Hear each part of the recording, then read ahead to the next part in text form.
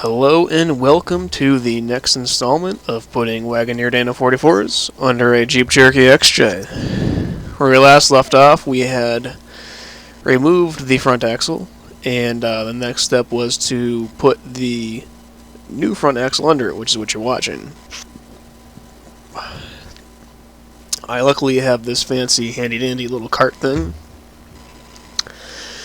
so that made bringing the axle over under the Jeep fairly simple, and it just needed to be lifted up and under. I really don't know what that cart was for, but we have it, so it was used. Of course, initially I at least attempted to get it fairly centered, which I did an alright job. And then after that, I just used the spring compressors and put the springs in, and then just set one side of the long arms in sort of haphazardly.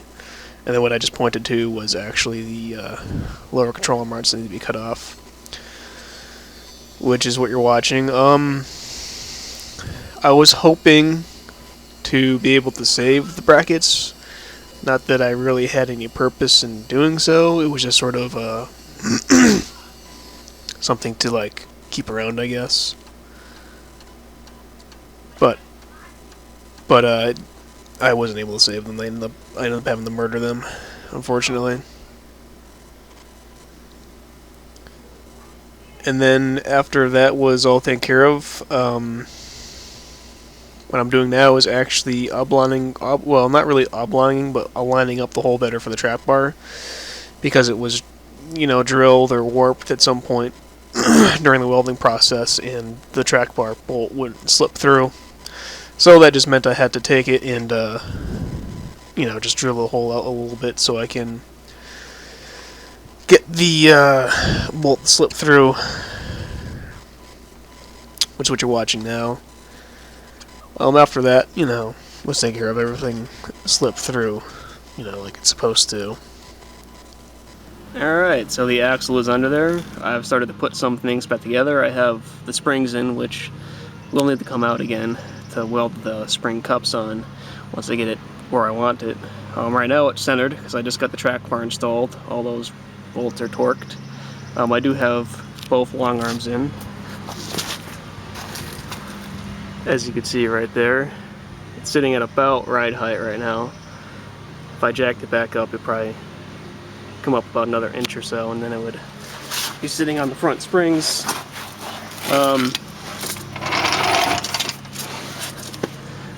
Unfortunately, I had to murder these brackets that went to the factory short arms, or factory control arms anyways.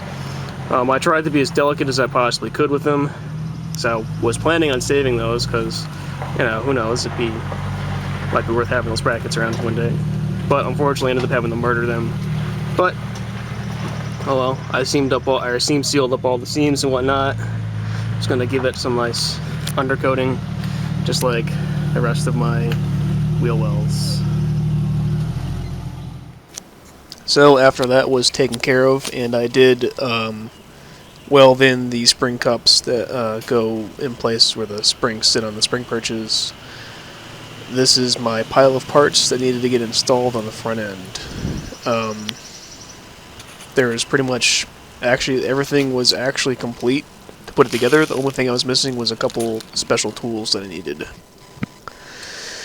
So the first thing was pressing in, or not really pressing in, but, hitting in the studs that hold the spindle onto the steering knuckle. I had removed these, of course, so I can clean them, and then so I could, properly clean and paint the steering knuckle itself. But all I did is, to get them back in anyways, was put some anti-rust grease, or rust-proof grease rather, on them, and then hit them in with a cold chisel, a punch, and a hammer. And they went in easily enough, I guess. As easy, it's kind of like, and it's just as easy as, say, hitting in studs. Next up, of course, is the ball joints. Now, luckily, I happen to have a ball joint press lying around, although we do not have any dies for it. But that's a fairly easy problem to solve. As you can see, we're kind of figuring out how to make some makeshift dies. We use some flat metal and initially had used a hammer. We then found a very short piece of exhaust pipe to replace where the hammer is, so we can push the ball joint all the way through because it sticks out further than the bottom of the knuckle, so you can get a clip on it, which is what this little thingy, maneuver bobber, is there. Of course, like everything, just going to use some rust-proof grease on it, and then the clip went on like it's supposed to.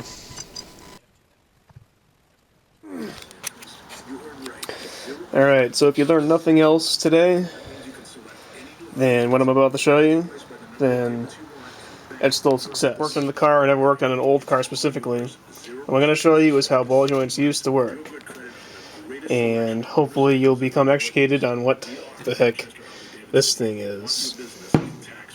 So basically, the way the ball joints work on this axle, or on any older style vehicle, is there's a lower ball joint, and then there's the upper ball joint. And the upper ball joint has an adjustment sleeve that is used to compensate for slight manufacturing casting differences. Let me just remove the boot for you. Now, basically, what happens is this sleeve is tapered on the inside, and it fits over the ball joint. And then this special tool, which is called a ball joint adjuster sleeve spanner wrench, goes over the top of it, and you torque down on this tapered sleeve to put preload on the ball joints. So, let me bring you over to the vehicle in question. Alright, I had to put you in the tripod so I could use both hands. But, basically, the way this works is this is your steering knuckle, this is the C knuckle on the axle, and your adjustment sleeve right here gets threaded into the upper spot in the ball joint like that. But, in order to get the preload correct, you feed the upper and lower ball joints into their respective holes like that. You take your nut that goes on the bottom or lower ball joint, tighten that down to the specific torque, which is going to be about 90 foot-pounds, and that sucks the lower ball joint up to where it's supposed to, and pushes the upper ball joint up into the spot where it goes to up here.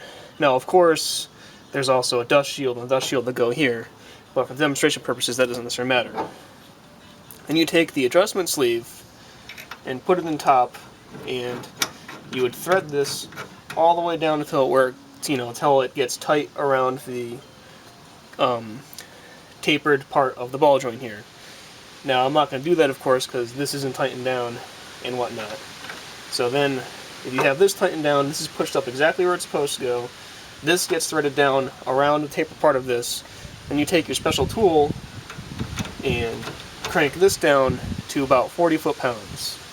Now, what that does is, like I had said, it allows you to take advantage of or correct for difference in castings from C knuckle to C knuckle, because they're all, going to be slightly different from, machining processes, being off by a few thousandths of an inch here or there, which make a difference if you want to get serious about it. Then, once you have this tank cranked down, you put this in there, crank that down to about 40 foot-pounds. You then take the castle nut that goes in the upper ball joint and tighten that down to about 100 foot-pounds. And that would allow you to have proper preload on both ball joints and correct for any machining differences, which is what the entire point of the sleeve is. Now, if you want to get really particular about it, you can adjust the preload to get the correct amount of force on the steering knuckle. Now, if you were to do that, you would have to have another special torque wrench that you'd put into here, and you would measure the amount of force required to turn the steering knuckle. Now, I believe that measurement would be about 26 to 30 foot-pounds.